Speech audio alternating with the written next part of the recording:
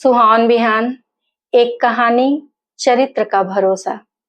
जब लक्ष्मण जी ने मेघनाद का वध किया तो मेघनाद की एक भुजा उनकी पत्नी सुलोचना के सामने आकर गिरी।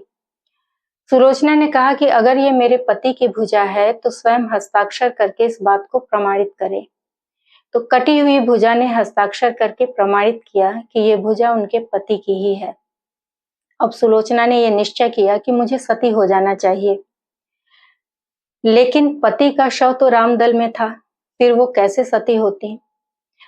फिर उन्होंने अपने मन का जो निश्चय था वो अपने ससुर रावण को बताया और कहा कि मेरे पति के शव को लाने की व्यवस्था की जाए। रावण ने कहा कि देवी, अपने पति का शव लेने के लिए तुम्हें स्वयं रामदल में जाना चाहिए। जिस समाज में बाल ब्रह्मचारी श्री हनुमान जी, परम जितेंद्रिय श्री लक्ष्मण जी और एक पत्नी व्रती श्री राम जी विद्यमान हो, उस समाज में जाने से आपको डरना नहीं चाहिए। मुझे पूरा भरोसा है कि आप अपने पति के शव को लेकर सुरक्षित वापस आएंगी।